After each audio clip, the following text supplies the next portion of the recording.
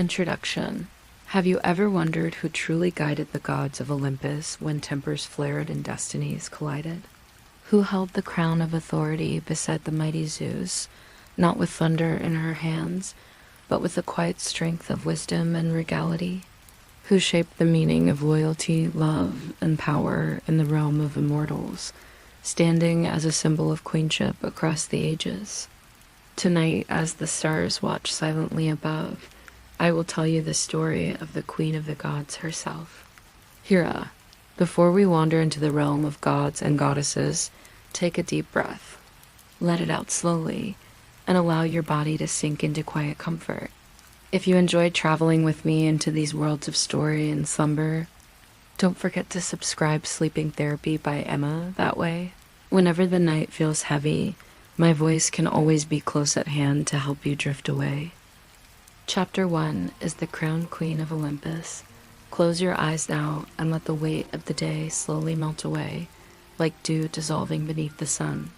Lift your imagination to a sky higher than any mountain, where breezes carry the scents of ambrosia, where thunder murmurs far in the distance, and where the palace of Olympus glistens like ivory set among stars. Picture the vast marble columns rising upward, so tall they seem to support the heavens themselves, and within them the laughter of gods drifting like wind song. Among these immortals is a figure whose voice commands calm and whose presence quiets storms without ever lifting a hand. She is not the god of lightning, nor the master of oceans, nor the keeper of shadows. She is something greater than all of these. She is a queen, and her name is Hera. The world before Hera claimed her throne was not so calm. In the earliest days, long before men sowed seeds in fields and lit fires at hearths, chaos wrapped itself in shadow. Titans ruled from their jagged peaks, and Kronos devoured his children one by one so none might stand against him. Can you imagine such darkness, dear dreamer, where hopes were swallowed whole before they had voice to cry aloud? Hera, like her brothers and sisters, was lost inside the vast stomach of her father, hidden away in silence and stillness.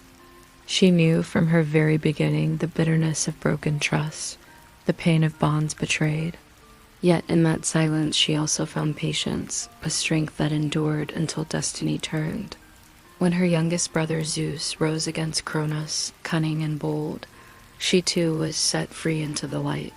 From that hour, the goddess who had endured swallowing darkness would never bend her head again. Now imagine her first steps into the bright air of the freed world. She is radiant, tall as the dawn itself, her robes gleaming white like marble in starlight. Upon her brow rests a diadem, not placed by mortal hand, but shining as though born from eternity. In her grasp is a scepter made not to strike, but to command, to signify her sovereignty. At her feet spreads the plumage of the peacock, shimmering eyes in a fan of iridescent color, every feather like a droplet of rainbow scattered wide. Where Zeus would thunder to force obedience, Hera needed only to stand in her dignity. When the gods themselves disagreed, her gaze, steady and unshaken, would still them. For with Hera, one could feel the assurance that nothing unstable could endure beneath her watch. She was not always gentle, but she was always just. She was not always warm, but she was always true. Mortals worshipped her not only with awe, but with trust. In temples raised high upon hills, cliffs that overlooked the sea, valleys where wildflowers grew, men and women whispered their sacred vows of marriage in her name. Lovers sought her blessing to ensure bonds would not break, that families would remain strong, that children would grow under roofs filled with harmony. Even the humble flicker of a fire in a poor home was believed to carry her protection if the vows spoken beneath that roof were kept faithfully. Hera, Queen of the Gods, was not merely enthroned in Olympus. She walked invisibly between families in every corner of Greece, guarding the simple promises that link life together.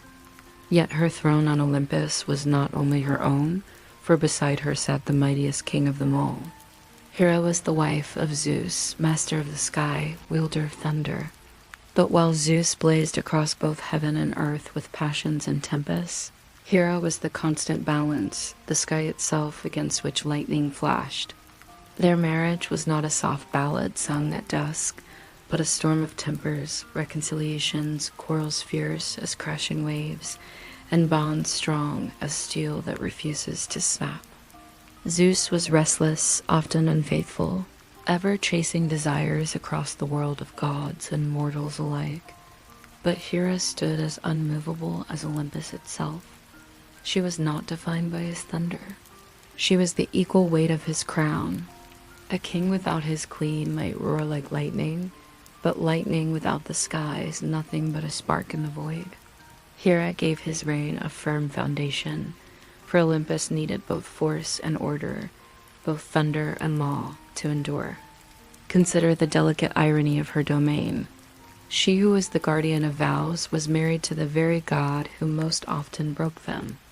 She who was protector of fidelity endlessly found her patience stretched by Zeus' wandering heart. Yet still, she never yielded her role, never abandoned her post, never allowed Olympus to collapse into chaos. Some whispered she was harsh in her punishments, that her wrath fell cold upon those who betrayed her trust, but such wrath was never petty. It was protection sharpened into steel. Hera defended the sanctity of marriage because she knew, in her very bones, what it meant for bonds to be ruptured, for trust to shatter, as it had once done in the darkness of Kronos' devouring. Perhaps, dear dreamer, that is why her gaze was always more piercing than anyone else, because she had seen what happens when oaths fail. Hera was more than a figure of authority. She was also a presence of grace that even mortals could feel in their quiet dreams. Imagine lying beneath olive trees at dusk while cicadas hum, the night air cooling upon your skin. In that hush, peasants offered bread, honey, or a simple garland of flowers to her shrine. They did not fear Hera as one fears storm or flame.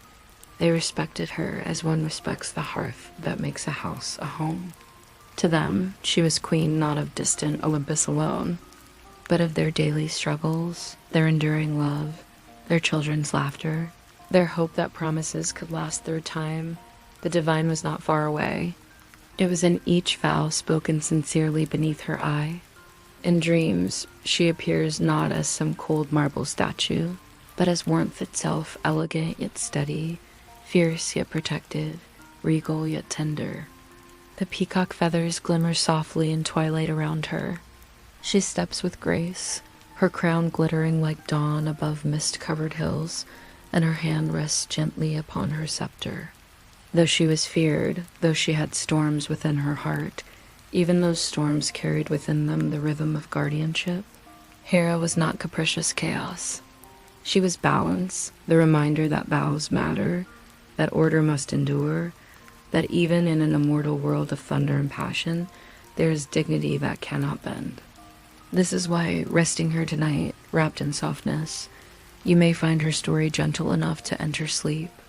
For though her myths often bristle with trials, beneath them lies something steady, something calming as the tide rolling in and out through the generations. Hera's presence is like a queen standing on the shore, steadfast, unshaken, watching over a sea of endless motion. In her, there is the promise that even when storms flash and winds howl, there remains one figure who does not waver.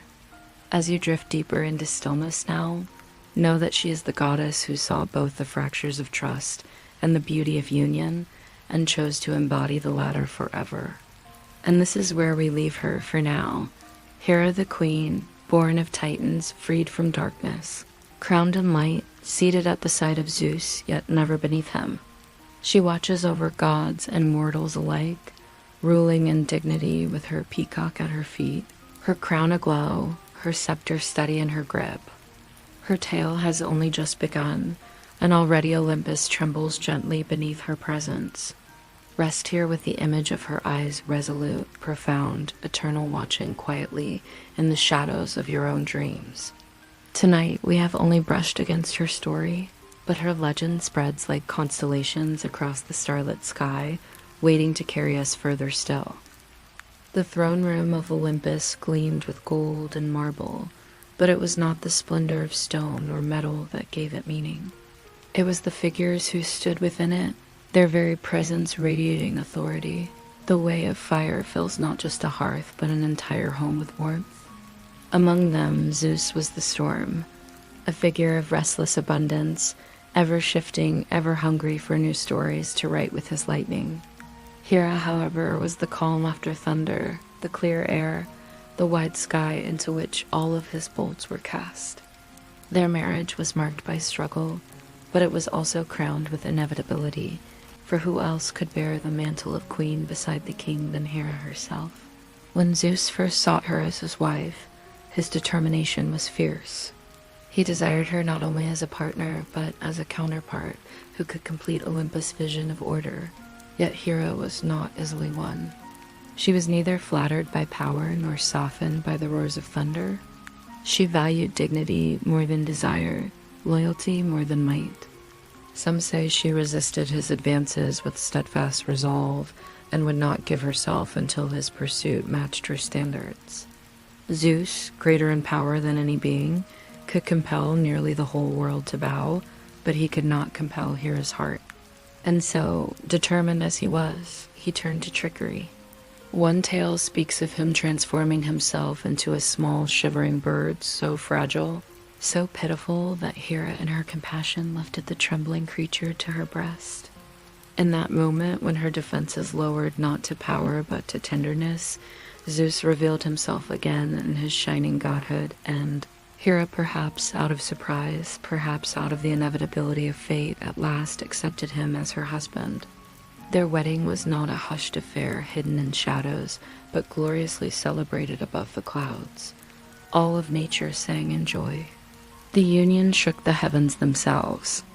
Rivers ran brighter, flowers bloomed in impossible colors, and for a time even the Titans stilled in their memory, acknowledging the new order of the gods. The Hera, keepers of the seasons, provided abundance. The earth spread feasts, oceans whispered their admiration, and golden nymphs crowned the pair with beauty's wreath. Mortal poets would later say that never had the world seen such a divine wedding, and perhaps never would again. In that moment, all heaven recognized Hera not as simply companion or partner, but as Queen of Queens, the embodiment of marriage itself. Yet, as radiant as the beginning was, even the brightest dawn may hide shadows stretching across the day to come. That was the nature of this union, the bond sealed in vows, yet endlessly tested. Zeus was unable to tether his passions, wandering from goddess to nymph to mortal, leaving behind not only broken promises, but children spread across the worlds above, beneath, and upon the earth. Each betrayal stung Hera deeply, and with a heart as fierce as hers, the sting often turned to wrath. But let us pause and remember that this wrath was not the tantrum of jealousy. Hera's anger was rooted in the sacred vow she carried as her very domain. Every time Zeus swayed from that vow, he was not only hurting his wife, but mocking the divine principle she embodied. She was the guardian of fidelity. To her, betrayal was sacrilege. Thus began the tales told in 1,000 whispers across ages, stories of Hera's sharp retaliation, not against fidelity itself, but against betrayal's fruits. Mortal women who fell into Zeus' gaze often became targets of the queen's rage, and many myths paint Hera as merciless. Yet beneath those tales lies an undeniable truth. Hera's anger mirrored the wound of her own vows broken again and again. It was perhaps not cruelty but defense, the only language the queen believed the world would heed. Just as her father Cronus once shattered trust by devouring his children, Hera could not endure the idea of loyalty mocked or taken lightly. She had vowed never to return to the silence of betrayal, and so her fury was a shield burnished, blazing, unyielding. Among the many children born of Zeus' roaming passions were heroes, demigods, and immortals alike, each complicating the endless tapestry of Olympus' family. One name rises above them all: Heracles, destined for greatness and famed across the world. Yet he bore in his very name the mark of Hera, for his mother, the mortal Alcmene, named him Hera's glory, perhaps to soften the queen's fury or to dedicate the child to her indirectly.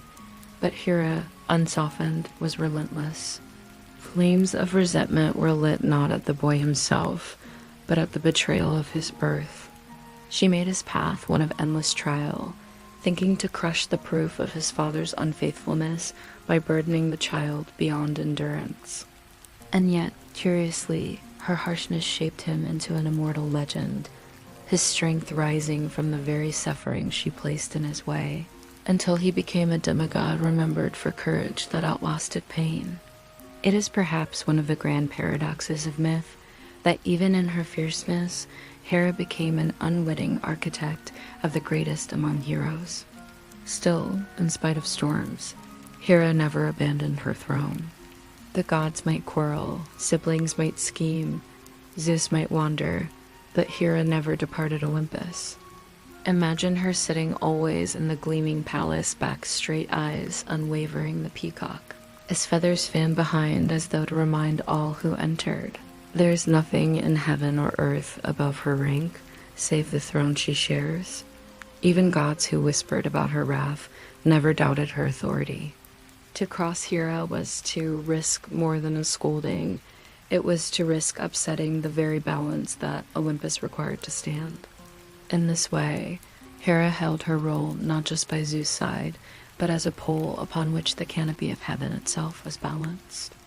In quiet hours beyond the quarrels, Hera walked the shining gardens of Olympus, where ambrosia trees waved in endless breezes.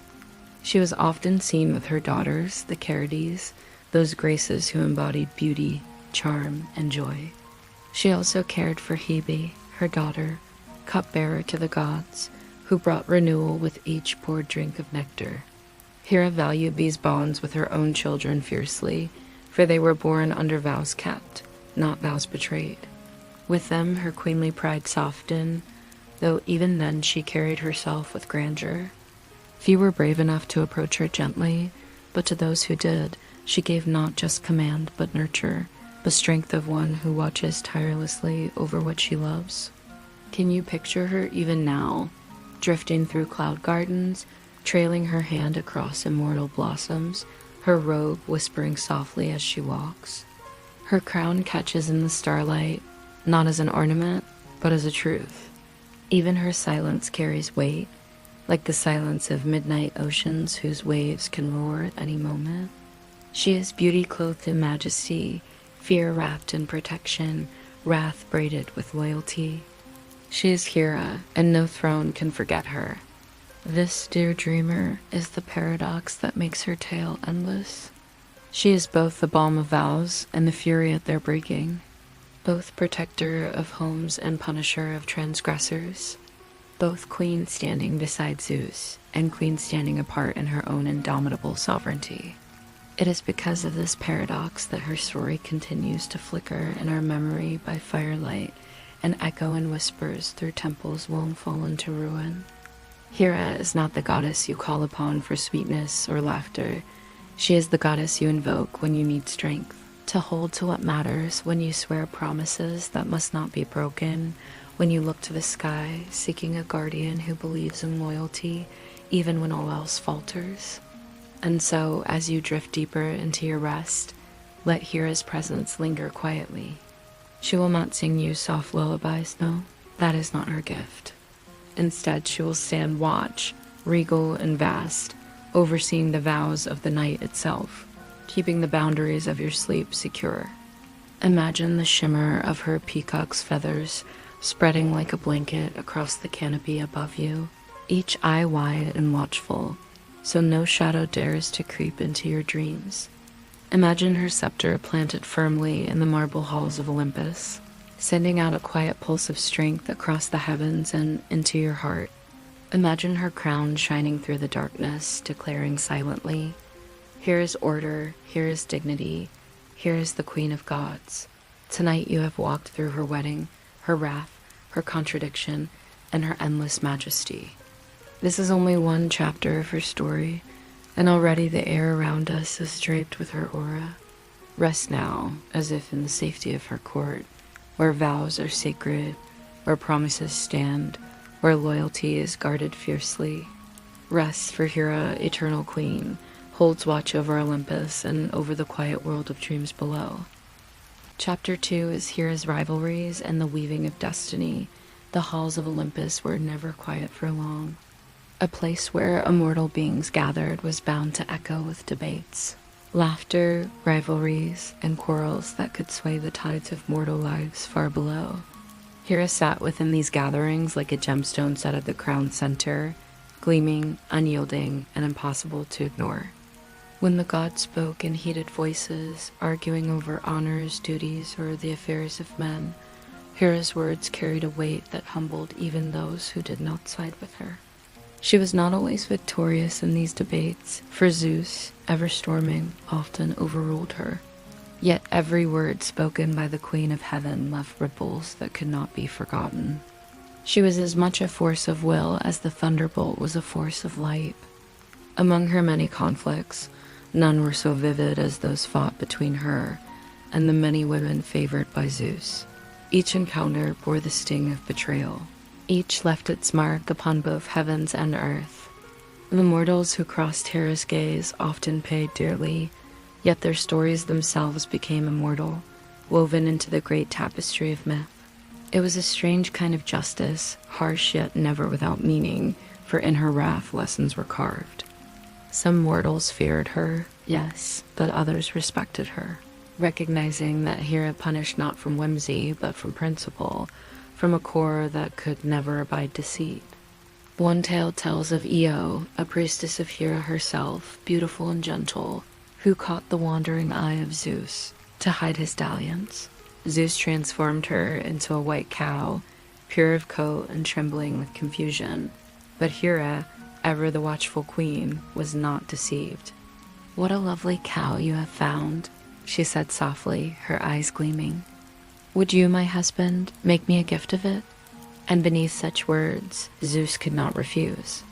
Thus Io was given into Hera's keeping, yet the goddess did not cruelly destroy her. Instead, she set Argus, the watchman with 100 eyes, to guard her night and day so that Zeus might never steal her back unchallenged. Each eye of Argus blinked in turn, so that he was never truly asleep, his vigilance endless.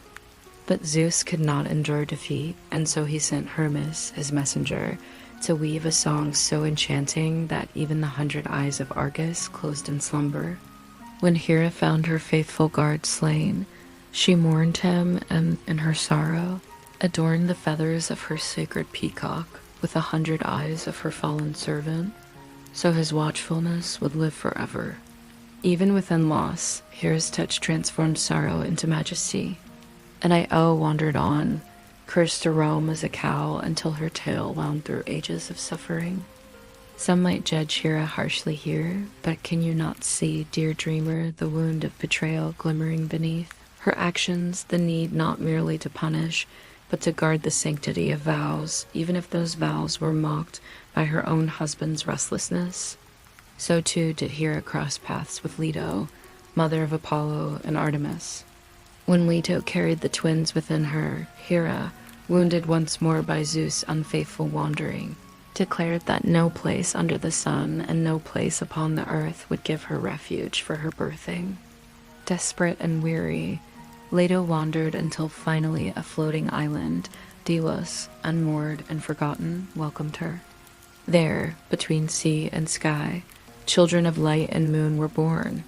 From Hera's anger came hardship, but from hardship came a new shrine, a new sanctuary, that would echo forever in Greece's songs. Do you see it? Even in resistance, even in conflict, Hera's story shapes destiny, her will intertwining with the very geography of myth. Yet Hera's reach was not only in these smaller tales of love and betrayal. No, her hand stretched into the great tides of history, where entire kingdoms and wars bent beneath her persuasion. Among these, none is greater than her role in the story of Troy, a war that launched 1,000 ships. It began, as many myths do, not in the clash of spears, but in the clash of pride. Hera, Athena, and Aphrodite, three goddesses dazzling to behold, quarreled over a golden apple tossed into a wedding feast by Eris, the goddess of discord, inscribed with the words, "To the fairest." Even the heavens cannot resist vanity, and thus the three approached Zeus for judgment. But Zeus, wary of the storm such a decision could bring into his household, wisely or perhaps cowardly refused to choose, and instead sent them down to immortal prince of Troy, Paris, to settle the question. Each goddess sought to persuade him by promise. Athena offered wisdom, Persian strength, the wisdom to rule in justice and brilliance. Hera offered sovereignty itself, supreme power, the rulership of the known world, crowns upon crowns placed upon his brow. Aphrodite, more cunning, whispered of love, promising the most beautiful woman to ever walk the earth. Paris, young and mortal, swayed not by wisdom nor power but by desire, chose Aphrodite. And with that choice, Hera's pride was seared. Her hatred of Troy settled like iron. The city had spurned her gift of power, had aligned itself with the goddess of desire, and Hera does not forget such wounds. When war arose from Helen's abduction and the ships of Greece set sail to reclaim her, Hera bent her weight fully upon the side of the Greeks. She twisted fate, persuaded allies, and even defied Zeus himself so that Troy might one day burn to ash. Can you feel it, dreamer? Hera was not merely a wife scorned. She was a queen protecting the sanctity of her gifts. Though Paris had chosen beauty over authority, Hera knew too well that beauty fades while power endures. She sought to punish the insult not because her vanity demanded it, but because Olympus itself could not stand if queenship were mocked. If Hera's word could be set aside so lightly, the Trojan War would rage for 10 long years, and though warriors bled and gods clashed, behind the scenes, Hera's will always glowed like a flame that no wind could snuff. She whispered strategies, gifted strength, and tilted the fates themselves. When the dust of war finally rose above Troy's burning walls, Hera's vow was fulfilled. The arrogance of the city that spurned her lay crumbling. But let us not paint the queen as only fire and fury. Hera had within her grace to match her majesty, and those who honored vows and honored her presence found her a guardian gentler than all others. In Argos, her city of greatest devotion, mortals raised before her a temple so vast it seemed the horizon bent upon its marble. Processions wound over hillsides, bearing offerings not of dread but of reverence. Brides placed garlands upon their hair, husbands poured libations, children sang hymns gentle as night winds. They did not quail before her. They trusted her. They knew that this goddess who scorned betrayal with steel would bless loyalty with abundance. The families under her gaze grew strong. The crops under her hand flourished. The bond between man and wife glowed as steady as an ember carried through storm. For Hera was not only a punisher of treachery, she was a nurturer of fidelity, a protector of those who respected the vows that bound their lives. Look again to the image of her, drifting now in your dreaming mind. A queen in white robes flowing like mist, her peacock trailing its brilliant eyes of blue and green, her crown glistening in moonlight. She does not smile easily, but when she does, it is a smile more radiant than sunrise, for it carries within it the strength of promises unbroken. Her eyes remind you, even now as you rest, that there are forces greater than chaos, that vows hold the power to shape worlds. Hera, Queen of Heaven, is both the storm and the shelter. Around her head glows eternity, and within her silence lies order itself. Drift now into that silence, knowing she watches, regal and eternal, over worlds both waking and dreaming.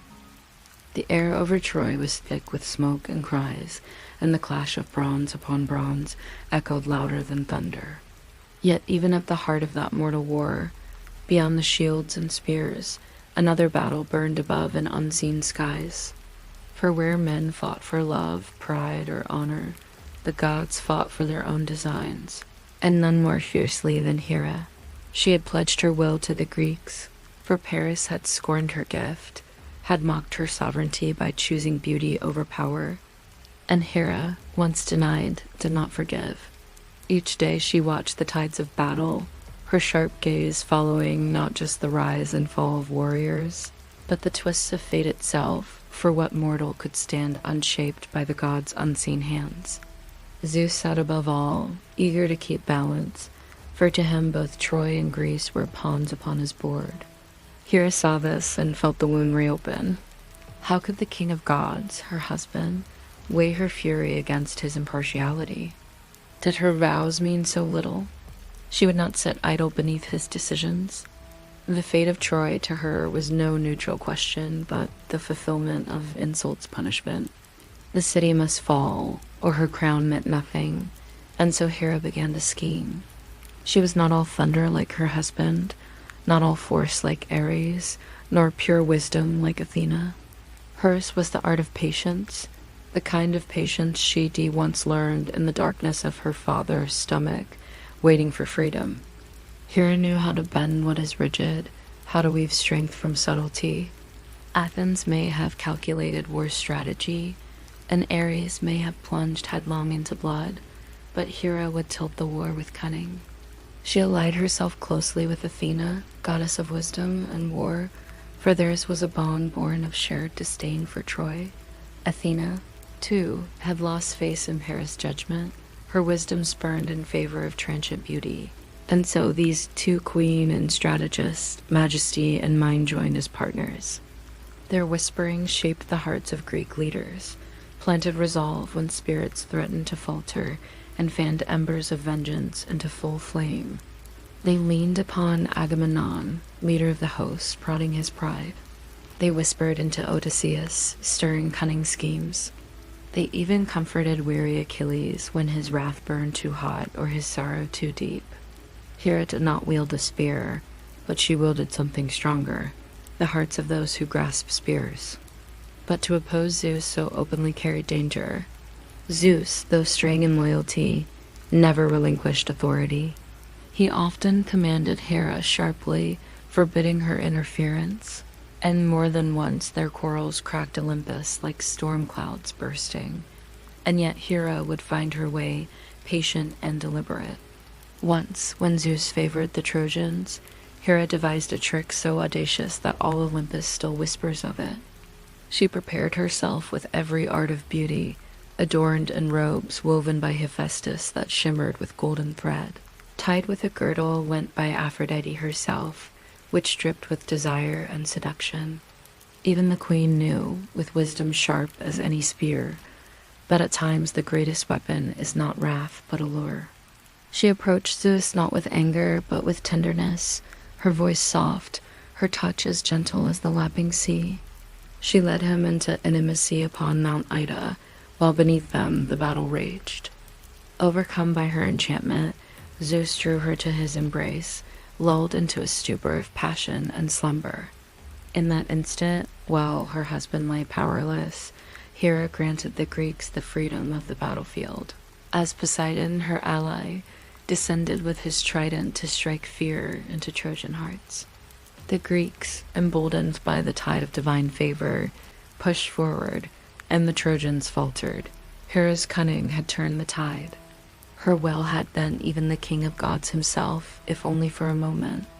When at last Zeus awakened and his rage flared, Hera met his thunder with composure. He scolded, he threatened, but behind his fury lay recognition. She was no mere companion at his side, but a queen who knew how to wound him without lifting a blade. Their marriage was never soft harmony, but it was balance, storm and sky, power and patience locked in endless dance. Even in his anger, Zeus knew Olympus required Hera. She was the queen without whom his crown became hollow. Down in Troy, her influence was felt not through sword's edge, but through shifting spirit. The Greeks would rise again and again under her gaze, even when exhausted, even when despair weighed thick as armor. The Trojans, by contrast, felt the shadow of her wrath. Hector, noble prince, carried courage almost divine, but even he bowed beneath the burden of gods arrayed against him. And when eventually the city burned, when flames swallowed towers and the songs of Troy turned to ash, Hera's satisfaction was complete. She had not let the insult of Paris fade forgotten. She had reminded mortals and gods alike that to deny the queen her due was to invite ruin. Still, though Troy fell, Hera's role in myth was never bound to war alone. Her legacy echoed through countless other tales, both harsh and protective, fierce yet strangely nurturing. Mortals who honored their vows found her a steadfast guardian, while those who mocked fidelity or snubbed their queen knew her unyielding edge. Among the Olympians, she stood not as gentle mother like Demeter, nor eternal virgin like Hestia, nor cunning maiden like Athena. She stood as sovereign, embodying authority itself, marked as one who endured betrayal yet wore her dignity as armor. To mortals, she was sometimes feared, but often she was revered. In Argos especially, her worship blossomed with grandeur. Temples rose like mountains of marble, adorned with her peacock, their altars thick with offerings, their priests speaking her name with reverence deeper than fear. Weddings there glowed with her blessing, families thrived, harvests ripened, children laughed under her protection. Hera was worshipped not as a goddess of unreachable majesty, but as a queen walking invisibly at family hearths, stern but loving, proud but protective. As centuries passed, her myths endured, retold not only by poets of Greece, but by dreamers long after temples crumbled into dust. They remembered her fiery temper, yes, but also her constancy. They told of her wrath, but equally of her justice. They whispered her contradictions, mother and punisher, guardian and avenger, and in these contradictions she became profoundly human, though immortal. Hera was not perfection, smooth and flawless, but majesty colored by storms, dignity shaped through pain. And perhaps this is why her story holds power even now, for she mirrors the truth of every bond we hold. That love is flawed, that loyalty is tested, that dignity must be fought for in a world too easily undone by betrayal. Imagine her again, dear dreamer, enthroned within Olympus, the fires of Troy's ruins still flickering far below. Zeus sits beside her, anger long since melted into wary admiration, for though they quarrel, they remain bound by eternity. Around them, the other gods bicker and banter, but none fails to bow their gaze when Hera's eyes meet theirs. She sits regal, calm, unshaken, her peacock's tail spread like a jewel cloak beneath her throne, her crown a beacon above all. She is the queen eternal, the goddess whose story is both flame and shelter, fury and fidelity. And so we close this chapter of her tale, watching her silhouette in golden light, forever sovereign, forever formidable. Hera, the queen of heaven, remains at her throne while wars begin and end, while mortals rise and fall, while even Olympus shifts beneath eternity. Always there is Hera, guardian of vows, defender of dignity, the queen whose legend remains written across the stars. Chapter 3 is Hera the Mother and the silent strength of queenship. The thrones of Olympus shine with brilliance, but even in a palace of thunder and sea foam, there are rooms not filled with quarrels or councils. There are places of stillness, gardens wrapped in sunshine, chambers where the immortal children of the gods run or play, where laughter softens the weight of eternity. In those quieter spaces, Hera was not merely queen. She was mother, for though her name echoes most often in tales of wrath and vengeance, Hera's legacy cannot be understood without the children she bore and the silent strength she nurtured within Olympus' own walls. Imagine her there, her crown still set upon her head, for true queenship is never set aside, but her scepter resting against the marble while she speaks softly to her children. Unlike Zeus, whose hand was often absent, wandering in pursuit of desire and dispute, Hera's presence lingered close. She was protector, disciplinarian, and source of fierce devotion. To her children, she passed down not only nurturance, but also a share of her own resolve, the dignity of holding fast amid challenge. Her eldest son, Ares, god of war, carried in him a fire that few could tame. Reckless, bloodied, often scorned by Zeus himself, Ares was not embraced warmly by most in Olympus. Yet Hera did not abandon him. Though his violence made him feared, Hera's hand remained steady upon his shoulder. She could not erase his wild fury, for it was bound into the marrow of his being, but she could shield his dignity when others mocked. And she could remind him that even war and all its storm of chaos had a queen above it. In this way, Hera's motherhood was as much guardianship as nurture. She did not mold her children into sweetness, but into endurance, teaching that even those uncelebrated by others retained worth beneath her gaze. In contrast, Hebe, goddess of youth, seemed the very mirror of grace and simplicity. She poured nectar as cupbearer to the gods, a task sacred not for its labor but for its symbolism. Each time nectar touched lips, youth and vigor renewed, and so every banquet, every endless feast of Olympus was touched by Hebe's hand. Hera loved her for her innocence, her softness unmarked by wrath, and cherished that in her daughter glowed what many forgot Hera too contained, an ability to refresh, to bring newness. So closely tied was Hebe to her mother that in Argos, mortals worshipped them side by side, honoring Hera as queen and Hebe as the eternal blossom of youth. Another daughter, Eilithyia, carried within her immortality the delicate power of childbirth. Where Hera reigned over marriage vows, Eilithyia watched over the moment those unions bore fruit. To those who suffered in labor pains, prayers floated up not just to the distant queen, but to her daughter, custodian of new life's most fragile passage. And Hera, though remembered often for fury, surely felt tenderness in watching her daughter's domain, for through Eilithyia was Hera's own sovereignty made tenderer. She was not guardian of promises only, but of their fulfillment, the cries of infants, the continuation of mortal families across generations. There was also Hephaestus, the craftsman god, whose tale carried more sorrow. Hephaestus was born not in beauty, but in deformity, and legend tells different stories of his fate. Some say Hera, ashamed of her son's twisted form, cast him down from Olympus herself. Others whisper that it was Zeus who scorned him, and Hera later cherished and defended him fiercely in return. Whichever tale you believe, Hephaestus became the master of forge and flame, limping yet brilliant, his hands creating out of bronze and fire wonders unmatched by any craftsman. And within that contradiction, the lame smith who built palaces of splendor lies something of Hera's truth as well. For she herself was never simple, never painted in strokes of only tenderness or only wrath, but always the paradox of ferocity and nurture entwined.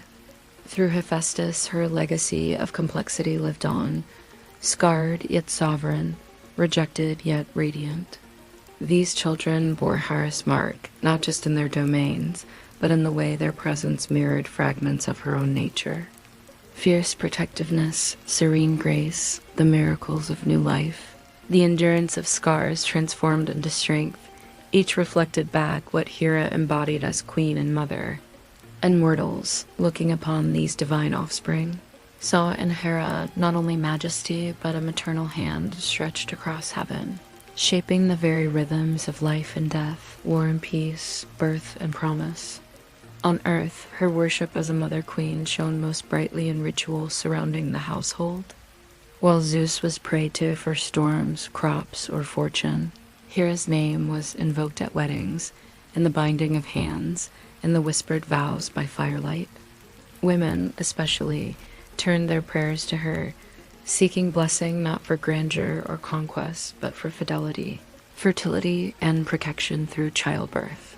She was feared, yes, for none wished her wrath, but in daily life she was closer to mortals than her thunderous husband, for it was she who watched over the hearths, the children, the promises woven into common days.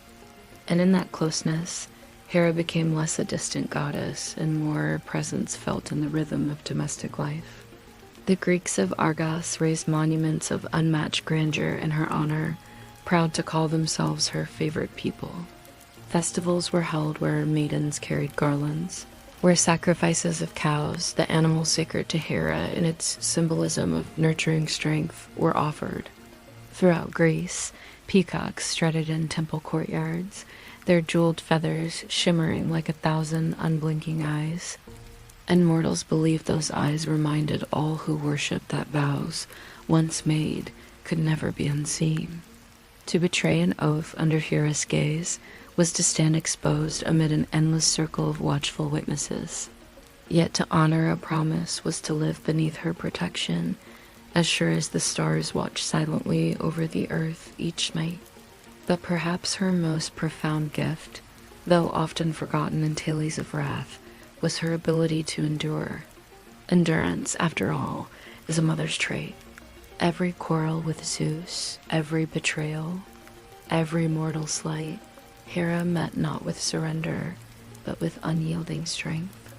She could rage, yes, she could punish, but she never abandoned her role. Just as mothers across the earth endure hardship, betrayal, pain, and yet continue guiding, protecting, and shaping lives, so too did Hera endure. Her motherhood was not only of children, but of Olympus itself, for without her, the palace of clouds might have splintered into chaos. She was the silent axis upon which the court revolved, her authority shaping balance as surely as her crown glittered above her brow. So, when you picture Hera tonight, allow not only the image of the stern queen punishing oath-breakers, but also the image of a mother raising children with the weight of eternity upon their shoulders.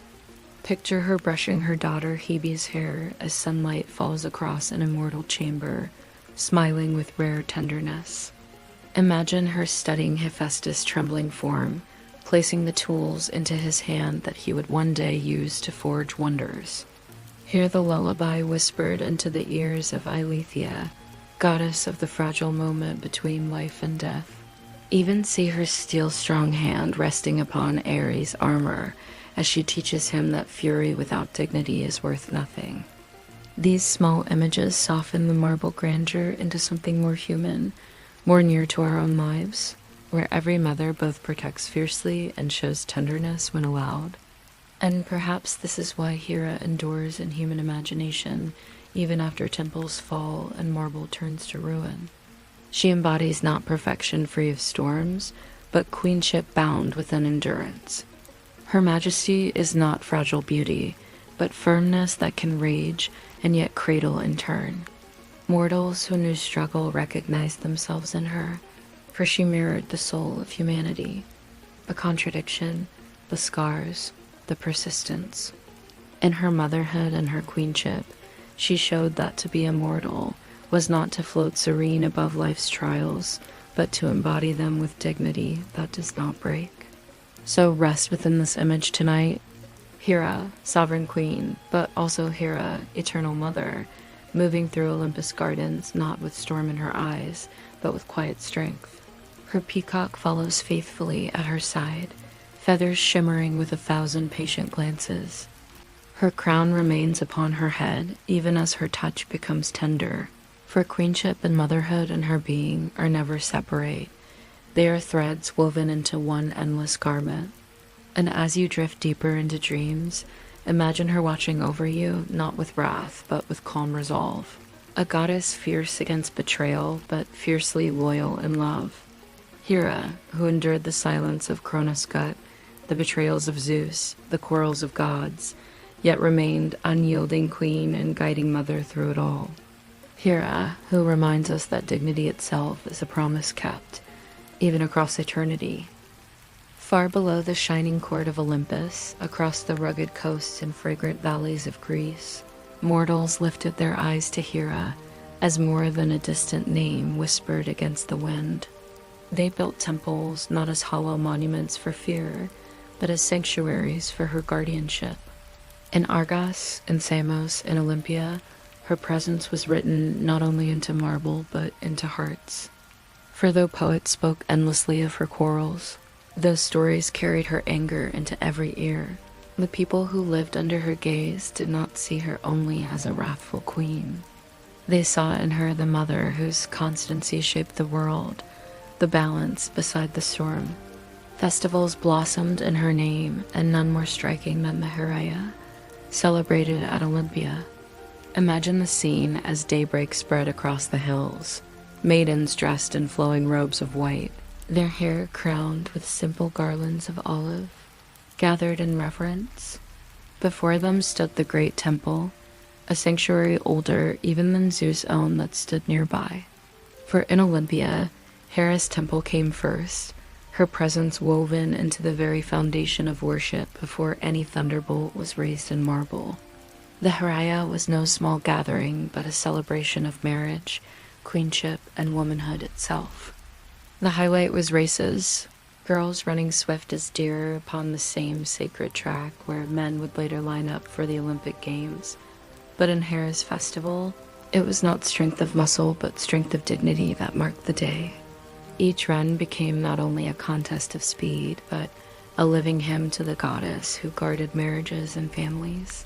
A reminder that women too held power within sacred order, and that Hera, as their divine mother, watched with pride.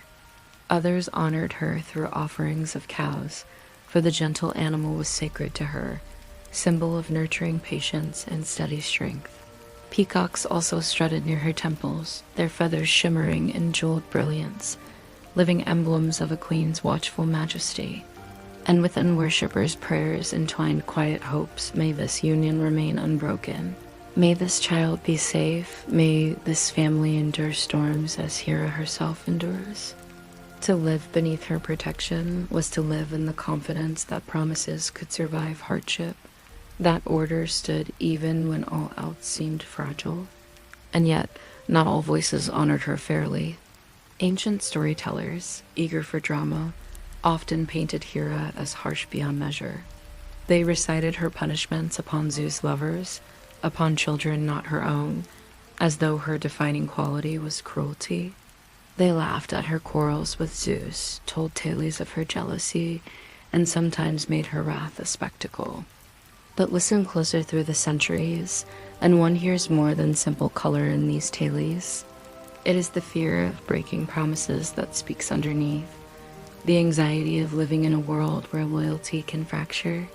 Hera became, in these myths, the mirror of humanity's guilt, the reminder that betrayal always brings consequence. To remember Hera as cruel alone is to miss the fuller shape of her being, for she was not wrath for wrath's sake, but wrath rooted in principle and her eternal defense of vows. Poets, however, did not only diminish her. Some understood her deeper paradox and sang hymns that praised her sovereignty. An Orphic hymn and fragment, her name glows with dignity, her title as Queen of All, resounding like steady bells across time. These poets sensed that Hera's story cannot be reduced to temper or rivalry, because behind those quarrels lived constancy. She was the axis upon which Olympus itself turned. Without Hera, there was no throne worth sitting upon, because to rule without balance, without feminine sovereignty beside masculine storm, was emptiness. Even Zeus, for all his power, was incomplete without her. That is why no myth ever erases her throne. No tale suggests she leaves Olympus for long. She remains endlessly eternal queen, and mortals knew this truth instinctively. For in every household where a mother kept watch, in every union where promises were made, in every prayer raised by those enduring hardship yet clinging to loyalty, Hera's spirit was felt. Where men admired gods of war or lightning, women often honored Hera as their steadfast figure, understanding both her pain and her endurance. She was worshipped not as soft or yielding, but as one who bore wounds yet still kept guard. And so Hera became almost human to those who sought her blessing, not because she lacked divinity, but because her struggles mirrored their own. The family suffering betrayal could look to Hera and find their sorrow reflective. The household, enduring hardship yet staying true, could look to Hera and find pride. The woman in childbirth, trembling with pain, could invoke Hera and her daughter Eileithyia and feel their presence of steady hands carrying her through. To whom else could mortals turn for such intimate moments of life? To Hera, goddess of vows, queen of fidelity, eternal guardian of promises woven into flesh and bone. Picture her temples at dusk, their columns glowing red with the last light of the sun. Priests carry fragrant incense, brides whisper prayers, children play by the courtyards, the sound of laughter carried like music. The peacock spreads its tail as though scattering jeweled stars across the ground. And in the air, though no form appears, her presence feels heavy and protective, like a cloak drawn over all. The temple is not a cold place of dread, but a mother's arms stretched over households, both grand and humble. But Hera's queenship, though unyielding, was never simple sweetness. Even as mortals prayed for her steadiness, her story reminded them with equal force of the cost of broken vows. A queen who endured betrayal herself demanded fidelity of others.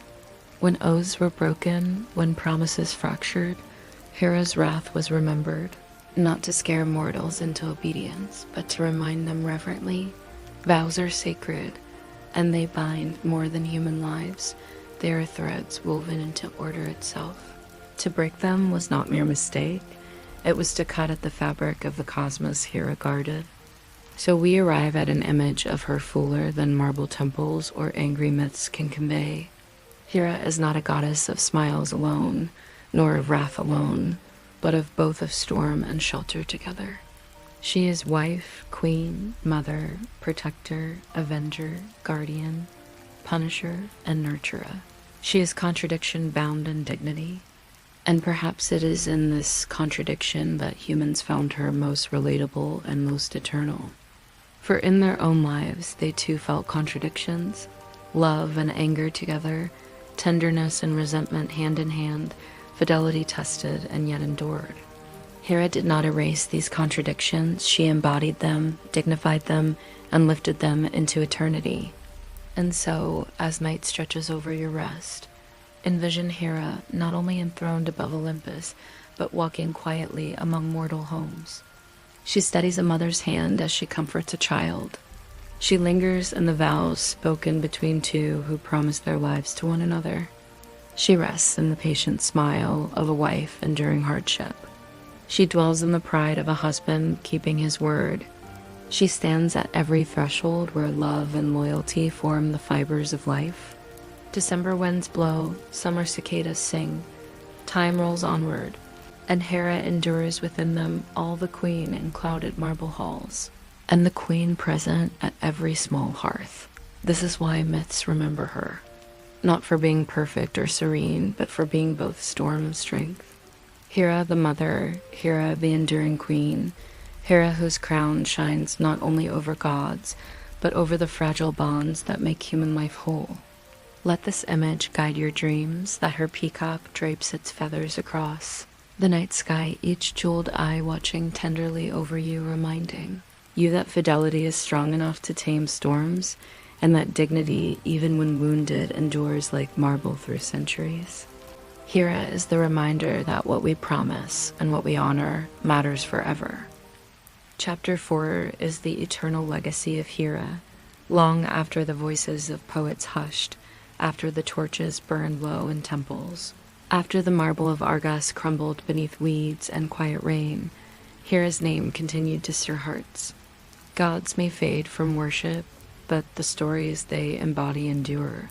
Like constellations burning long after the stars that birthed them are gone, Hera, proud queen of Olympus' fierce mother, guardian of vows, remained imprinted upon memory, not simply as a goddess of an ancient people, but as a symbol of strength both troubled and magnificent.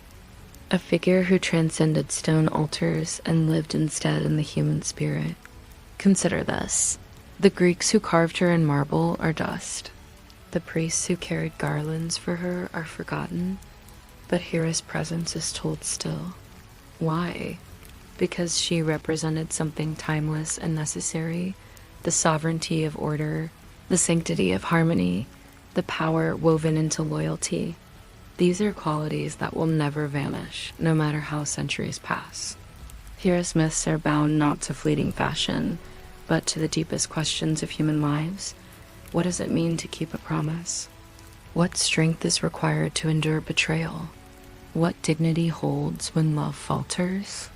In Hera's story, mortals and immortals alike glimpsed answers, or at least companions to their struggles. In her, they saw not perfection, but the majesty of surviving contradiction. After the fall of Greece's temples, when Rome's dominion spread wide and Jupiter claimed the skies as Zeus once had, Hera was renamed Juno, and still she reigned.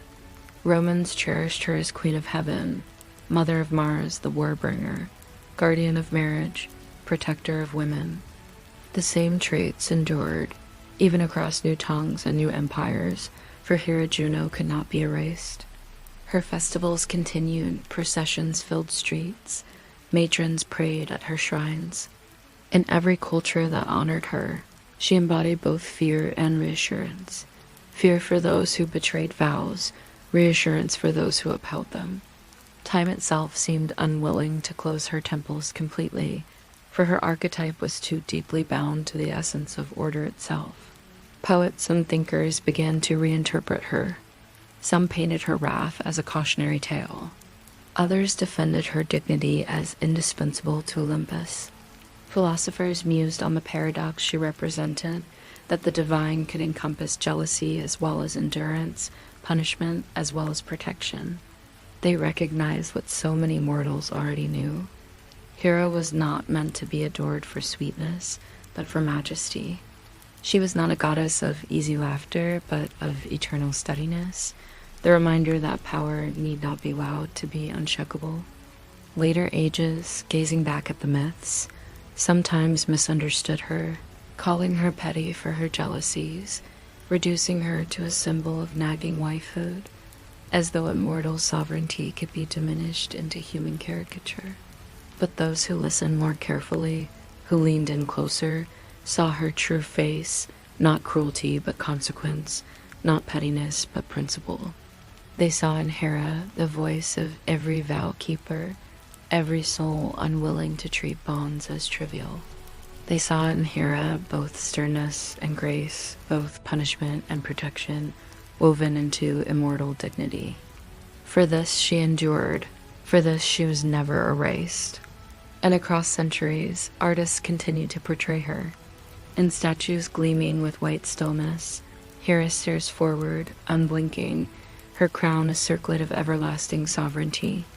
In paintings, she is grand yet solemn, sometimes rainbowed peacocks trailing her steps, sometimes throned amid clouds with Zeus beside her. And though artists too often emphasized her beauty or her wrath, always they remembered her as queen. No one could imagine Olympus without her presence. If Zeus was the throne's authority, Hera was the throne's dignity, and every canvas, every chisel stroke carried that truth. For Hera is more than a goddess, she is an archetype, an eternal mirror of an aspect of life itself. She embodies constancy, a regal demand for order, the courage to endure. She reminds us that greatness is not without contradiction, that love does not erase betrayal, but dignity can stand even through storms. She reveals that wrath may coexist with loyalty, tenderness with majesty, pain with sovereignty. Hers is not a story of simplicity, but of fullness messy, human, divine, eternal. Think of those vows whispered across the ages, in small cottages of mortals and in grand temples of gods alike. Each vow, invisible yet weighty, rests within Hera's keeping. Couples promising fidelity, mothers praying for children, households hoping for harmony, all carried her presence. As each promise was spoken, the world itself grew a fraction steadier, as though Hera herself pressed her hand gently upon it, saying, "Stand firm." Even now, though her temples are weathered ruins, lovers speak vows, families bind themselves in loyalty, parents cradle their children, and Hera's archetype lingers, unseen but real. For as long as promises exist, Hera endures. Perhaps as you drift in this story toward sleep, imagine walking among her ruins yourself. Columns lie fallen, their carvings worn by time, yet even in silence you feel a hush.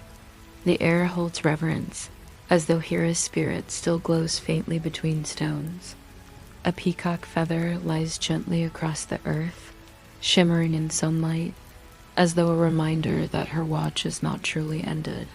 In the quiet you realize, temples fall, marble crumbles, poets are forgotten, but the truths embodied by Hera cannot die. Promises remain sacred, loyalty remains strength, dignity remains eternal. Hera does not live in columns or hymns alone. She lives wherever vows are spoken and upheld. Look into the sky. The constellations overhead remain what they have been for millennia, and though her image is not drawn in stars, her essence glimmers still. Every marriage blessed, every oath kept, every hearth where a family endures hardship yet survives, these are Hera's constellations, stories glowing across human lives more brightly than any star's fire. Each generation may call her by new names, may dress her in new robes, but the meaning is the same. She is queen, she is guardian, she is protector of the bonds that weave our fragile lives together. And so, Hera's legacy is not closed like some forgotten scroll. It breathes still in hearts that know promises matter. It breathes in struggles where endurance is tested and still holds. It breathes in mothers who whisper lullabies to sleeping children, and lovers staring into each other's eyes at the moment of vow, and friends keeping faith across long years. Hera, queen of gods, eternal mother, sovereign of loyalty, remains not distant in Olympus alone, but near in every place where dignity is kept. Rest with that thought as your eyes grow weary. Hera sits eternal in myth, yet she also sits eternal within every household, every vow, every oath whispered beneath the stars. She is fierce, yet she is steady. She is queenly, yet she is motherly. She is wrathful, yet she is loyal. And in that paradox, she becomes eternal, never forgotten, never erased, living still in myth, in history, in the beating hearts of those who choose fidelity. Hera, Queen of Heaven, is not gone. She is here, and she will always be. The stories of the gods are older than memory, yet they live on because they are not merely tales of thunder or sea waves or underworld shadows. They are mirrors. When mortals listened to Hera's name, they were not only hearing of a queen among immortals. They were seeing themselves reflected back imperfect, contradictory, strong within struggle, constant even while wounded. Perhaps this is why Hera endures when so many details of myth fade, because she does not embody abstract perfection, but the more human truth of loyalty, betrayal, anger, and grace held together in one form. She is immortal, yet she is us. Consider her eternal paradox. On one hand, she is Queen of Olympus, sovereign enthroned beside the most powerful god in all creation. On the other, she is the most wounded of wives, forever betrayed and forever enduring beside a husband who rarely respected the vows she guarded. Yet was that not itself her strength? She knew suffering and still reigned. She faced humiliation and yet never surrendered her crown. In this tension lies her majesty dignity unbroken by pain. Each broken promise from Zeus might have shattered a lesser being, but Hera refused to be reduced. She remained queen, remained guardian, remained herself. This is why she became a great archetype, not of flawless sweetness, but of the power to remain standing when storms batter endlessly. The poets who painted her only in anger missed this truth. To remember Hera only for quarrels is to look at lightning and forget the sky that holds it, to see waves but ignore the sea. Her wrath was real, her punishments often harsh, but behind all was her principle. Promises matter, oaths are holy, babies born deserve protection, families deserve fidelity. To betray these was to betray Hera herself. To honor them was to welcome her blessing. This was why temples rose in her name, why brides whispered prayers, why children carried garlands to her festivals. Mortals did not honor mere anger, they honored sovereignty rooted in loyalty, and the mother who lent dignity to every family bond, and Hera gave them her presence in return. Not only did she guard households in Greece, not only did her peacocks strut in temples, she shaped imagination itself for centuries. When Rome absorbed Greece, she became Juno, crowned queen still, her name spoken in Latin hymns and carved into coins. She presided over marriages, watched over mothers in childbirth, and remained essential in the daily rhythm of an empire. Through Rome and to later generations, pieces of her remained.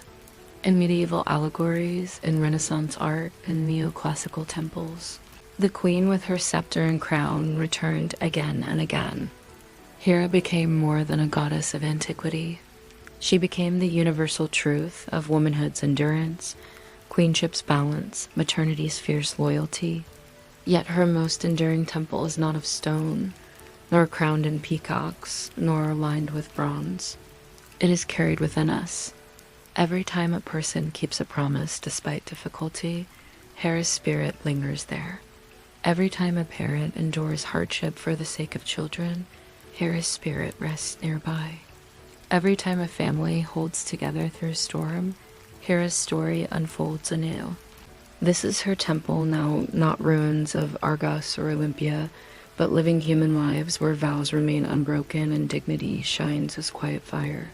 Even those who did not pray to her in ancient days knew her archetype unconsciously. She is present across traditions and varying names, the queen who reigns with enduring majesty, the mother who protects, the guardian of vows, the archetypal figure who embodies both the storm of pain and the calm of constancy. In this way, she transcends Greece and Rome, transcends myth, and becomes eternal presence in human imagination, woven deep into the soul of storytelling. Now imagine her not in marble, nor in anger, but in her truest and most eternal form seated beneath the stars, her crown made not of gold, but of gleaming constellations. Around her, the peacock spreads its jeweled feathers across the night, each eye glowing like a star of its own. She watches, patient and enduring, not with thunder, but with calm. In her eyes, there is knowledge of betrayal and strength that rises after. In her gesture, there is dignity that does not falter. She does not vanish with the fall of temples because she is larger than time. She remains wherever love is tested, wherever loyalty is kept, wherever endurance is honored. And so, as the story closes, imagine her gift to you tonight. Not thunder to frighten you, not wrath to unsettle you, but calm endurance to steady you. Imagine that crown shining softly above your rest, that scepter planted firm in the fabric of your dreams. Imagine that her peacock, shimmering with stars, unfurls its tail above you like a second sky, feathers glittering into 1,000 gentle eyes that promise watchfulness while you sleep. Hera's blessing is not the song of carefree laughter, but the whisper of safety. Promises are guarded, vows are sacred, homes are protected, dignity will not fall. She carries this into your dreams, turning them steady like ships guided across dark seas. Remember too, dear dreamer, that Hera's contradictions are not weaknesses but strengths. To feel anger when betrayed, to demand loyalty, to punish unfaithfulness, these are not small things nor flaws, but the shadow side of what it means to hold the bonds of union sacred. Without anger, there is no true valuing of vows. Without storm, there is no true shelter.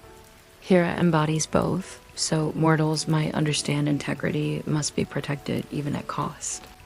And yet, in that cost, there is still tenderness, her children, her festivals, her guardianship of families, whose wholeness makes her eternal. As centuries fade, we stand still in awe of her.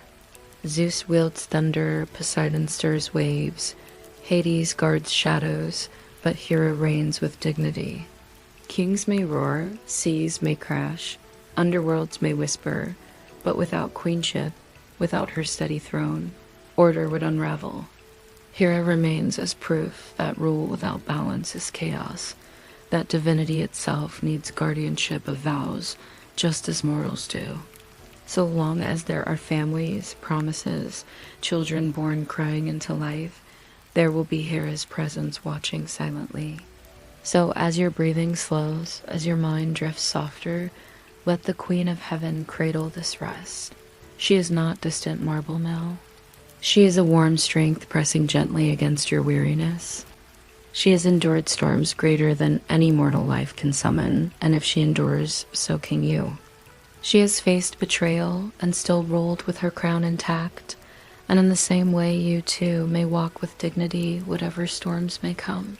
Let Hera's eternal legacy be this in your dreams, that fidelity and endurance bring a strength uncheckable, that dignity will protect you, that the Queen of Olympus, regal and watching, holds her place still in the fibers of eternity, and tonight she holds a place within your rest.